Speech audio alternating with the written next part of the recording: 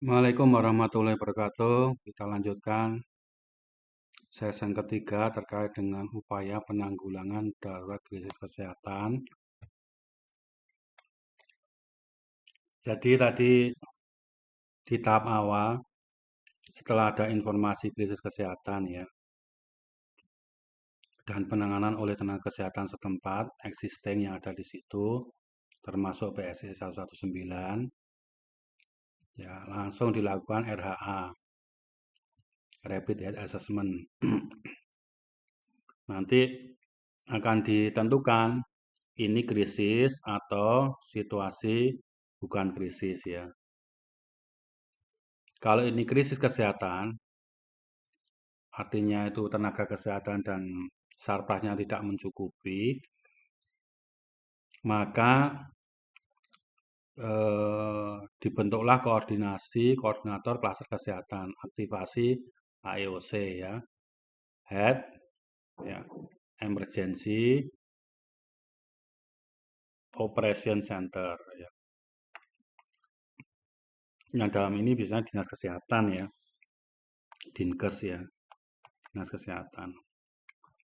Operasionalisasi AEOC menyusun renov, mobilisasi SDM logistik, memastikan Yankes memenuhi standar minimal dan memprioritaskan kebutuhan kelompok rentan atau vulnerability. Ini kelompok rentan ini namanya vulnerability. Itu apa saja? Bayi, anak, bumil buteki ya, terus lansia, ODGJ atau cacat ya,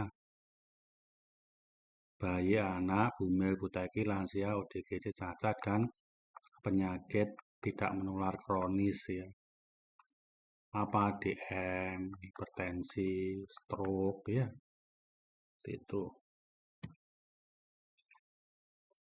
Jenis-jenis informasi saat tanggap darurat krisis kesehatan itu ada informasi awal, informasi dari lokasi krisis oleh siapa saja yang pertama kali mengetahuinya.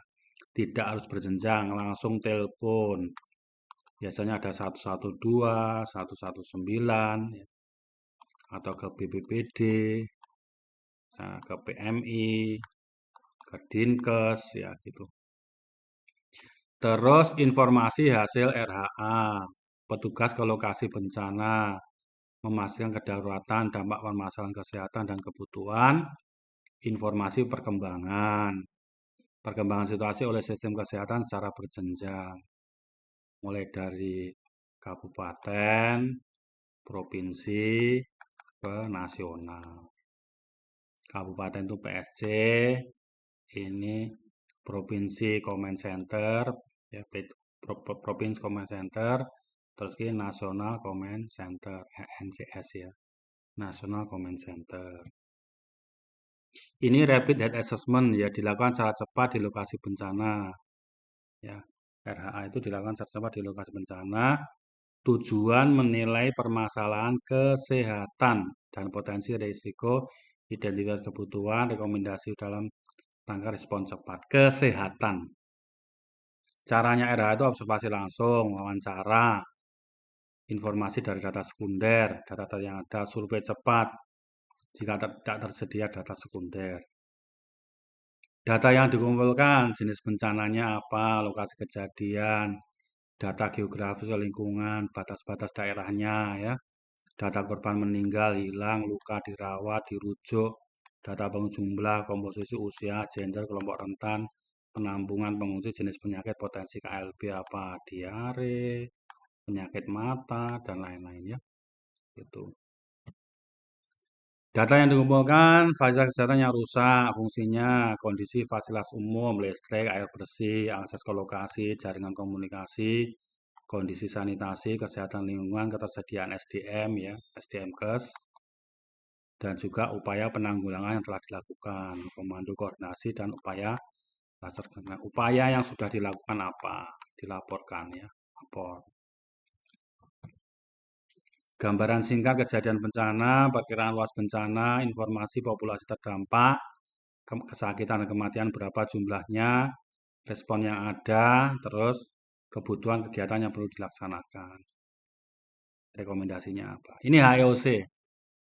Head Emergency Operational Center merupakan Incident Command Center. Incident Command System, sorry. HEOC, ketua HEOC ini klaster kesehatan ya, biasanya Kadinkes, Kepala Dinas Kesehatan Administrasi, koordinator operasi, koordinator operasional, koordinator logistik, infodatin, surveillance, keuangan, dan pendanaan.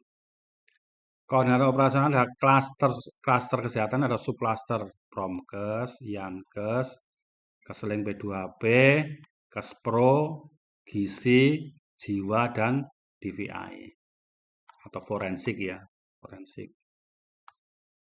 Disaster Victim Identification. Misalnya.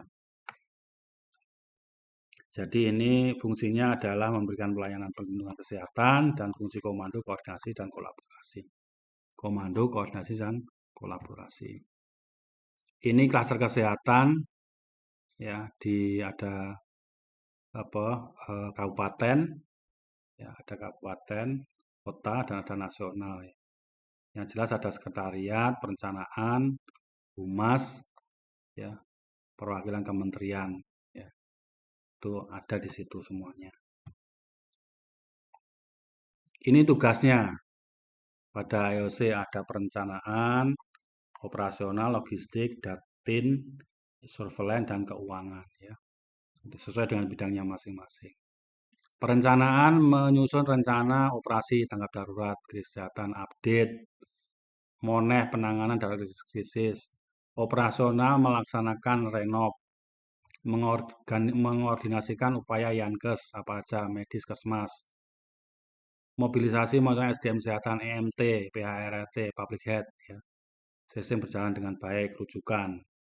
Logistik itu rencana kebutuhan, mulai dari pengadaan, penyediaan, penyimpanan, distribusi, pendataan, mengelola donasi logistik dan memfasilitasi tambahan logistik kesehatan. Infodatin, pemantauan terus-menerus, analisis laporan penyebarluasan, mencatat data SDMkes, surveillance kesehatan, komunikasi risiko, keuangan dan pendanaan. Ini pendanaan operasional HEOC, donasi keuangan, dan catatan keuangan laporan. Ini nama subklasternya. Yankes ini pelayanan kesehatan perorangan, pra-rumah sakit, dan rujukan. Ini ada RSL ya, rumah sakit lapangan. Ini Kesling, pengendalian penyakit, kesehatan lingkungan, penyiapan air bersih, sanitasi yang berkualitas. Kespro, penyiapan kesehatan reproduksi dalam situasi bencana. Jiwa, penanganan kesehatan jiwa, psikososial. DVI, Disaster Victim Identification, identifikasi korban meninggal dan tata laksananya. Gizi, layanan gizi. Ini ada gizi bencana, itu ada pos makan bayi dan anak ya, PMBA. Terus dapur umum ya, DU. Promkes ini penyuluhan ya, penyuluhan. Ini subklaster ya, kesehatan reproduksi, jiwa, gizi, P2M dan Promkes. Ya, pengungsian, ekstraksi ya, daerah bencana ini, pos ungsi sementara, triase, resusitasi, pre-hospital, tim ambulan, evakuasi, terus titik pengungsian di sini. Ya, ini biasanya ada RSL ya, rumah sakit lapangan. Terus pelayanan gawat darurat, perawatan definitif, sistem rujukan ini di rumah sakit ya. Ini nanti dirujuk dari rumah sakit lapangan ke rumah sakit. Terima kasih. Assalamualaikum warahmatullahi wabarakatuh.